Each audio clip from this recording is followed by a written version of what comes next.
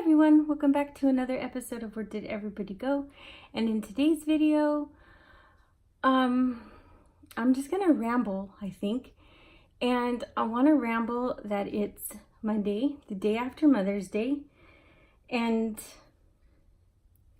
you know how there's a whole world out there, but you can feel totally by yourself, or you can be in a house full of people, but always feel alone. Yeah, so yesterday was Mother's Day.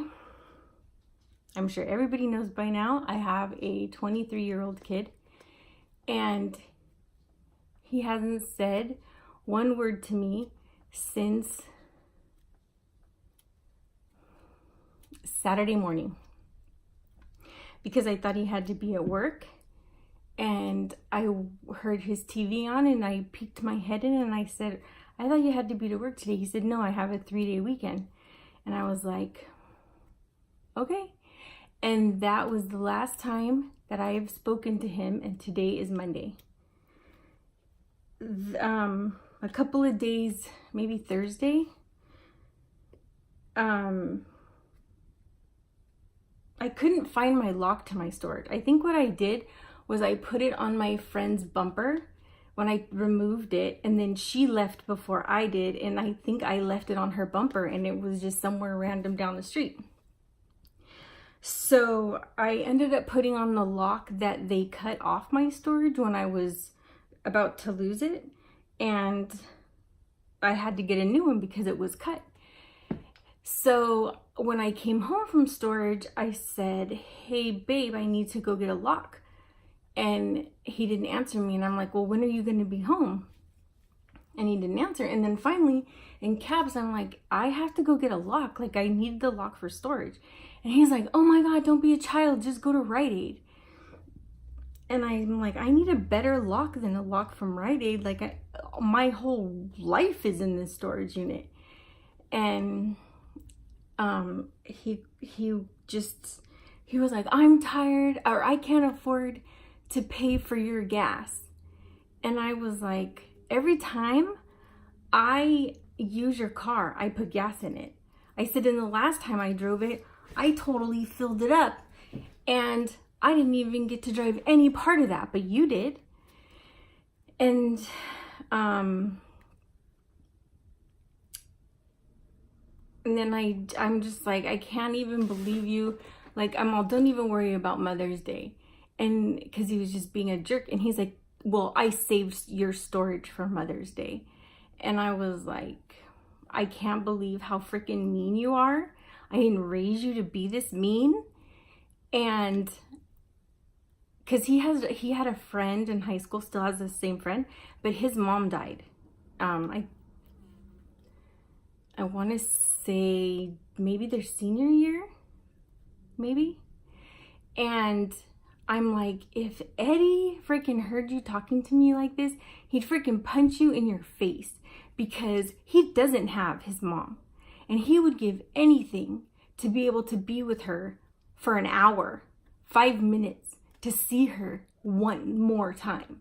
And here you are so freaking cruel to me. You only do things if it benefits you, not to benefit anybody else. And if there's nothing for you, to benefit or to gain, then you don't want any part of it. So I think that was Thursday night. Yeah, Thursday night. So then Friday he came in my room, and because he's doing testosterone, but he's like on the tail end of the cycle, and he was like, I need my shot. And I was like, okay, that's nice. And he's like, I'm gonna die without it. And I was like, well, I was like, don't you think that you should say sorry to me? But he didn't even come in like saying sorry for the forked tongue that he had, or how the conversation went, or not letting me use his car to go get a lock. He none of that. He just came in like a sense of entitlement and wanted me to give him his shot. And I'm like, of course, because this benefits you. You come in all happy. Mom, hi, how's your day? La la la. Can you give me my shot? And I was like, anyways, I gave it to him. And I'm like, you don't even, I go, do you realize how freaking mean you are? Like, you're so mean. I'm the only parent you have. Yeah, you have a dad, but I've been the only parent that's been behind you, your biggest fan, freaking the loudest in the cheering section, sat behind home plate for all your Little League games. I was literally the referee on the mat during wrestling. I was out there on the football field. Like, I was everywhere. I did everything. I was in the booster clubs. I went to all your back to school nights. I went to all your open houses. I never missed any of it. I was always there. I was always the present one in your life. And you can just be like snub your nose. It's crazy to me how I created this monster because I overloved him when he was learning empathy. And because of that, because I didn't want him to feel pain, I didn't want him to hurt, I didn't want him to cry, I didn't want him to miss anything or long for something, that I overcompensated my love when I should have let him grow and learn on his own and learn empathy, but I didn't. And because I didn't, he's narcissistic now, and I'm paying the price for it. But I learned from my previous friend with narcissism that I don't take it the same way. And besides, he's my kid, so I'm not like involved. Like, yes, I'm involved emotionally because he's my kid, but like, it's like he's always going to be there regardless of fighting now or tomorrow or next week. He's always going to be there. It's not like a boyfriend or a friend that you can lose them forever and you just, you love that person in its purest form and you don't want to lose them, so you go ape shit crazy trying to keep this facade of a friendship up. But he's always going to be there. So with that, his love bombing doesn't affect me. I'm not trauma bonded by him. His discard doesn't bother me because he's my kid and I can see that and I can know that. So I won't have the same effects on it with him as I would like with my friend, because he's my friend and a narcissist, and I'm like, we're friends, what the hell is your problem?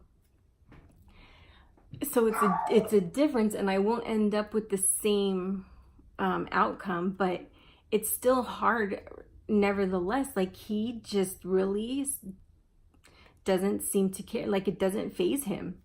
It doesn't faze him to know how mean he is to me. It doesn't faze him to know that I'm his only parent, that I would move mountains for him. I wouldn't put mountains in his way. I would give him, even though he's so much bigger, I would give him my jacket so he wouldn't step in a water puddle, and he'd freaking splash me with the water. It's so sad that I created this from this little baby that I loved, that I watched grow up. I mean, he is a good person. He has a great job. He's got a great head on his shoulders. In fact, he's like 50 years old. Like, his soul, he has an old soul. He's very responsible. He has a great car. He's a really good person, but it's all greed. He's super money hungry. You can't borrow $1 from him because he'll want not one, like 10. You borrow 50 cents. He wants $20. Like, he's just so greedy, so money hungry, so mine, because I allowed that when he should not when he should have learned different. And it's true, because my sister-in-law has 2 kids, and her one son, she was like, and he's the oldest, and she was like what I am to Andrew. Like, she was so loving on him, and plus his grandma and his Nina too. Like, he had 3 moms, and they just doted on him, and he never needed to feel bad. He never had, he everything was like, he literally had like the red carpet laid out for him. He had everything. He had the top of the line cribs back then. He had all like this Power Wheels when they first came out. Like, he had everything. He didn't end up learning that empathy either. But then she goes on and has a daughter like 10 years later, and she's not that way with her. She makes her clean up her room. She makes her whatever, you know, like, gives her responsibility that she didn't give her son and I didn't give to Andrew, because we were the ones that did it all. We didn't want them to have to. And she's a totally different person than him. I know they're different in it anyway, but she has the empathy that he doesn't have, and she's caring and compassionate, and she wants to help you instead of what it's going to benefit her. And it's crazy that it's 2 people, 2 kids raised up with one mom. She treats one way and one's another, and they're totally 2 different people. Like I said, she's not a narcissist, but her son is, just because we are the ones that freaking love bomb them, but we don't put them through any trauma. In fact, we try to save them from that. We try to save their little hearts from pain. And because of that, they have a personality disorder now. And this is all that we did as first-time moms who just love our kids.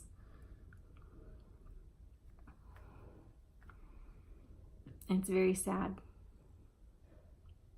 because I didn't raise him like that. But you know, when he was going through school, he wasn't really like that. It was later, like within the last couple years, that he was like that. He would be like 5 kids deep all the time. They were always at the house. They were always spending the night. I was feeding all of them all the time. They were always here.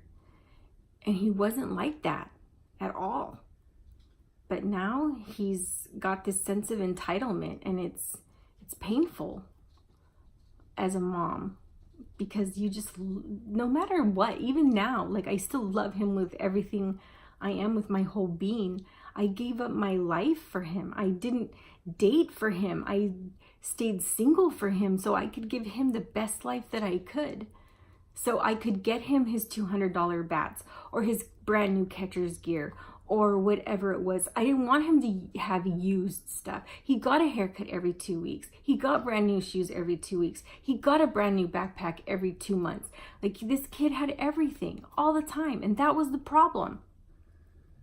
It's like those poor kids that have so many siblings, and they have to wear hand-me-downs and share things and barely have new shoes. Those are the kids that don't have a personality disorder.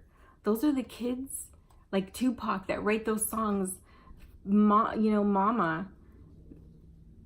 The kid I raised, his song would be, "It's All About Me." It's sad. Makes me sad because he didn't say Happy Mother's Day. I haven't talked to him since Friday. And with all this shit that has happened, I always thought I'd have my kid on my side. But it doesn't. All right, everyone, that's my story for today. Have a great day. Bye.